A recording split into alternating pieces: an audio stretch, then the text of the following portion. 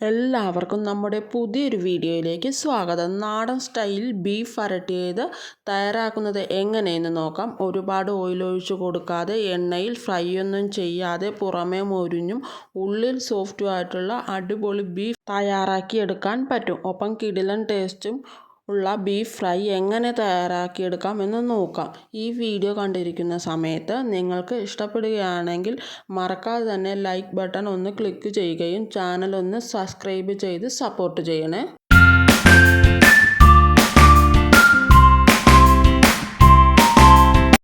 Beef വരട്ടിയത് തയ്യാറാക്കാൻ ഞാൻ എടുത്തിരിക്കുന്ന 1/2 കിലോ ബീഫാണ്. 1/2 കിലോ ബീഫ് ക്ലീൻ ചെയ്ത് അതിൻ്റെ വെള്ളമൊക്കെ തോർന്നതിന് ശേഷം ഇതിലേക്ക് 1 teaspoon Kashmiri chilli powder, 1/2 teaspoon മഞ്ഞൾപ്പൊടി, 1 ടീസ്പൂൺ ഗരം മസാല എന്നിവ ചേർത്ത് ആവശ്യത്തിന് ഉപ്പും കൂടി ചേർത്ത് നമുക്കൊന്ന് ഇത് മിക്സ് ചെയ്യാം. നന്നായി മിക്സ് ചെയ്തതിന് ശേഷം നമുക്ക് ഈ ബീഫ് ഒരു കുക്കറിലേക്ക് മാറ്റാം. ഒരു 3 വിസിൽ മീഡിയം ഫ്ലെയിമിൽ വെച്ച് നമുക്ക് വേവിച്ചെടുക്കാം. ചൂടായി വന്ന ഉരുളിയിലേക്ക് 4 ടേബിൾ സ്പൂൺ വെളിച്ചെണ്ണ ചേർത്ത് കൊടുക്കാം. വെളിച്ചെണ്ണയിൽ തന്നെ വേണം ചേർത്ത് കൊടുക്കാനായിട്ട്. എണ്ണ ഒന്ന് ചൂടായി വന്നതിന് ശേഷം അതിലേക്ക് അരിഞ്ഞു വെച്ച 1/4 കപ്പ് തേങ്ങാക്കൊത്ത് ചേർത്ത് കൊടുക്കാം.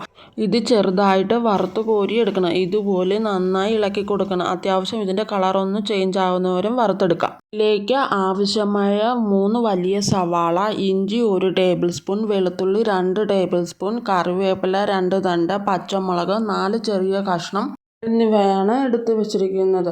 ഇഞ്ചിയും വെളുത്തുള്ളി ചെറുതായിട്ട് അരിഞ്ഞത് ആദ്യം നമുക്ക് ചേർത്ത് കൊടുക്കാം.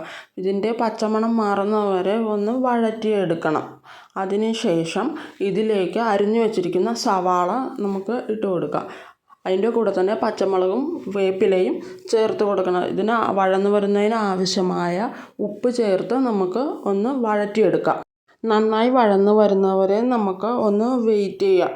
കണ്ടില്ലേ, ഈ ഒരു പരുവത്തിന് വേണം വഴറ്റിയെടുക്കാനായിട്ട്. ഇതിലേക്ക് ആവശ്യത്തിന് പൊടികൾ ചേർത്ത് കൊടുക്കുക. ഞാൻ ഇതിലേക്ക് 2 ടീസ്പൂൺ കാശ്മീരി മുളക് പൊടിയാണ് ചേർത്തിട്ടുള്ളത്. കാശ്മീരി മുളക് പൊടി ആകുമ്പോൾ അധികം അങ്ങ് എരിവുണ്ടാകില്ല.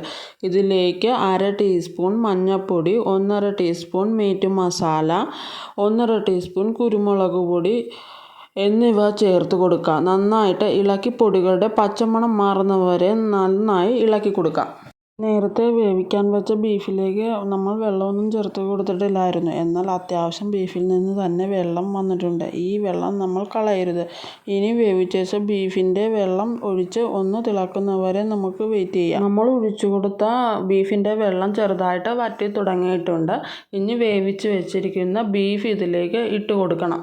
മീഡിയം ഫ്ലെയിം ഇട്ട് നന്നായിട്ട് ഇളക്കി കൊടുക്കുക. ഈ സമയത്ത് തന്നെ ഇതിൻ്റെ ടേസ്റ്റ് ഒന്ന് നോക്കുക. എന്തെങ്കിലും പൊടികൾ വേണമെങ്കിൽ ഈ സമയത്ത് തന്നെ ചേർത്ത് കൊടുക്കാവുന്നതാണ്. നല്ല ഡ്രൈ ആയി വരുന്നവരെ നമുക്ക് വേവിക്കാം. ഒരു ഫ്രൈ പരുവം ആയിട്ടുണ്ട്. നമുക്ക് ഡാർക്ക് കളർ ആകുന്നവരെയും വേവിച്ചെടുക്കണം. ഇതുപോലെ നന്നായി ഡാർക്ക് കളറായി വന്നതിന് ശേഷം മാത്രമേ ഫ്ലെയിം ഓഫ് ചെയ്യാൻ പാടുള്ളൂ. അടിപൊളി ബീഫ് വരട്ടിയത് തയ്യാറായിട്ടുണ്ട്. ഇത് ചോറിൻ്റെ, ചപ്പാത്തിയുടെ, പൊറോട്ടയുടെ കൂടെ കഴിക്കാൻ പറ്റിയ ഒരു അടിപൊളി ബീഫ് വരട്ടിയതാണ്.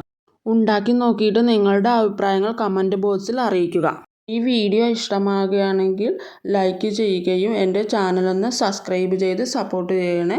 അടുത്ത വീഡിയോയുമായി കാണുന്നവരെ ബൈ ബൈ.